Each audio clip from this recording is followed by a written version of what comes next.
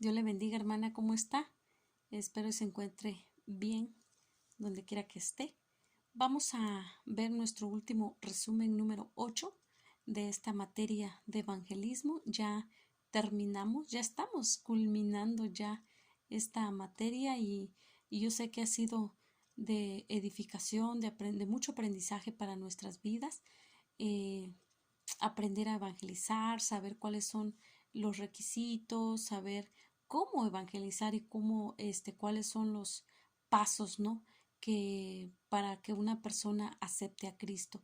Y en estas últimas dos clases que vamos a ver, la clase número 21 y 22, vamos a estar viendo acerca de la vida interior del evangelista personal, cómo debe de actuar, cómo debe de reaccionar un evangelista. Sí, lo que es el evangelismo es un trabajo sagrado en el cual Cristo nos ha permitido participar. Y damos gracias a Dios porque Él nos da la oportunidad de poder participar.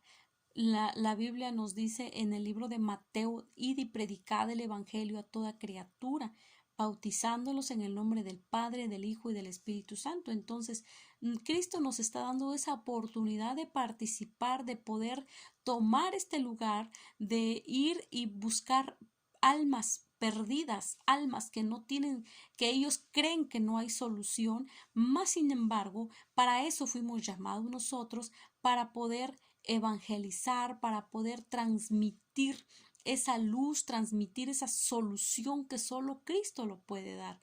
Pero algo muy importante, que el evangelista o la persona que va a compartir el evangelio debe de tener un espíritu humilde, debe de ser humilde, humilde. Siempre debe de recordar que es Cristo el que va con él o el que va con nosotros, ¿sí? Es Cristo el que va en nosotros. No hay que tener ¿cómo podemos decirlo? Un sentir más superior, ¿no? Sentirnos más que la persona a la que le estamos compartiendo. Por ejemplo, si X persona que esté compartiendo del Evangelio de cualquier iglesia a nivel mundial, esté compartiendo el Evangelio con un borracho, podemos decirlo, con una persona, mujeres que de la vida galante, eh, ¿cómo lo vamos a ver? ¿Desde qué punto de vista? ¿Son menos que nosotros? ¿Sí? Hay muchas personas que comparten de la palabra que se sienten así, se sienten más que ellos y no debe de ser así, porque sabemos que eso es algo que Dios reprocha, algo que a Dios no le gusta. Dios quiere que el que va llevando la palabra de Dios debe de tener un espíritu humilde, la humildad ante todo, sí, la humildad. El individuo que vemos fallar, por ejemplo, que no conoce de Dios a diario, pues no sabe y comete error tras error pensando que está bien, ¿sí? Pero no por eso nosotros nos vamos a sentir más que ellos. Entonces hay que tener mucho cuidado de ese punto, mucho, mucho cuidado. Otro punto también que no debe de haber en nosotros es el egoísmo y el falso orgullo. Muchas veces somos traicionados por el sentimiento de que lo que hemos cambiado, ¿no? Los credos humanos por el credo divino, la ordenación humana por la ordenación divina, ¿sí? Debemos de recordar que si las otras personas tuvieran las mismas oportunidades que hemos tenido, nosotros, la única que hemos tenido, los resultados serían al revés, ¿sí? Hay un argumento sabio que el evangelista debe usar cuando se topa con la gente de otro sentir doctrinal. No intento decir que yo estoy en lo correcto y usted en lo incorrecto. Cuando nosotros compartimos del Evangelio, no hacerle ver a la persona, es que tú estás mal, es que te vas a ir al infierno, te vas a buscarle la manera, ¿no? Buscar tener la forma de cómo hacerles ver el error, ¿no? De ellos, pero es con la ayuda del Espíritu Santo, que sea Él guiándonos. También el evangelista debe ser ecuánime, no se debe de alterar, si muchas veces este, son rechazados, ¿no? Por las mismas personas a las que se les está compartiendo, son rechazados, no escuchan, hasta hay a veces que son agredidos, sí, son agredidos los misioneros, los evangelistas, los que llevan la palabra de Dios, pero no hay que alterarse. Es fácil decirlo, ¿no? Pero a veces el viejo hombre quiere salir, pero es algo que si Jesús nos puso el ejemplo, ¿no? Él dijo que él enmudeció, no abrió su boca, se cayó, sí, se cayó, no dijo nada, aunque él tenía más argumentos para defender, mucho más para defenderse, pero él no dijo nada. Entonces es algo que Dios quiere, que seamos tranquilos, que no nos alteremos, ¿sí? Por más difícil que sea, por más extraño que sea la reacción de las personas, vamos a guardar la calma de no alterarnos, ¿sí? Otro punto también que debe de tener el evangelista como una preparación es la oración. Y la oración es lo que debe de estar siempre.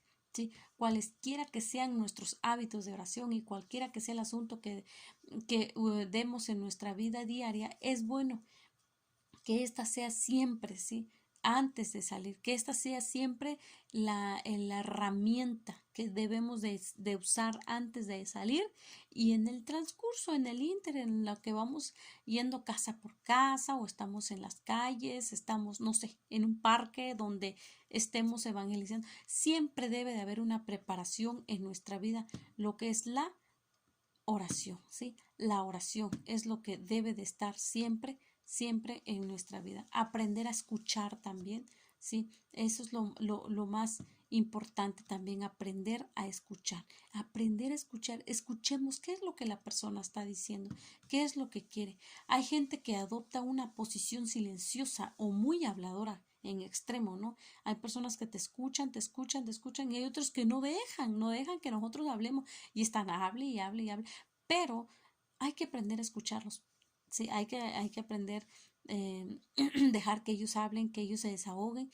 y nosotros poder también entablar la conversación acerca de que ellos deben de conocer a Jesucristo. Tratar de hablar con alguien que no quiere hablar es cansancio, es cansado de espíritu y de ánimo. Con la gente que le gusta hablar y dejar de hablar, sí, hay que poner atención y hay que escucharlos. Otro también, trate de entender el punto de vista de la otra persona. Pongámonos en sus zapatos, ¿sí? Visualicémonos ahora sí, que son que nosotros tomamos el lugar de esa persona.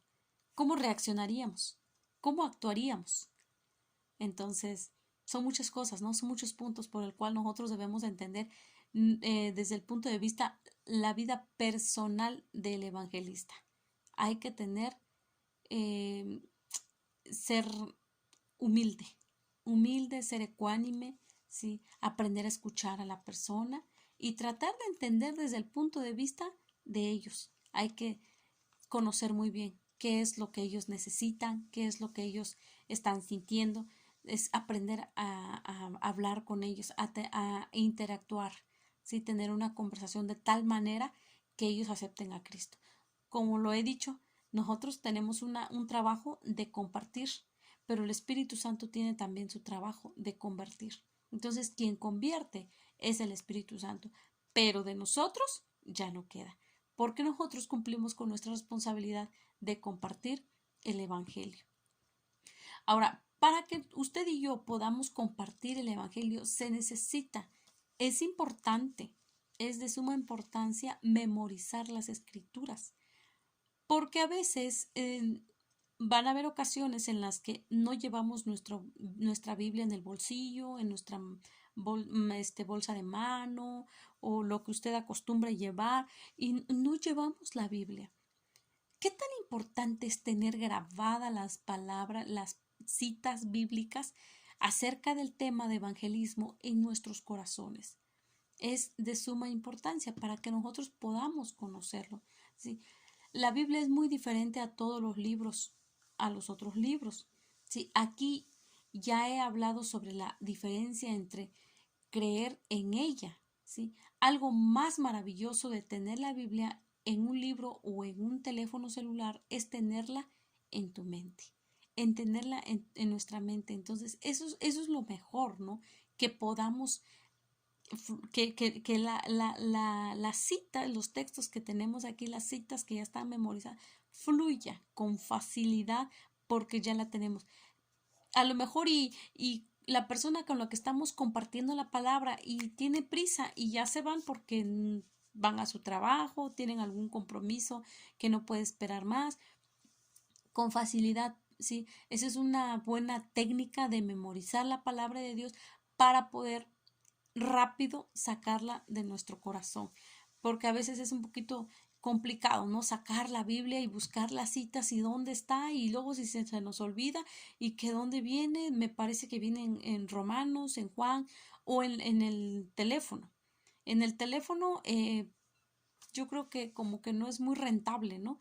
Porque no siempre a veces cargamos datos y sí tengo las citas en mi teléfono, pero se me descargó, entonces como que no es muy factible. Lo mejor es tener memorizada la palabra de Dios en nuestra mente.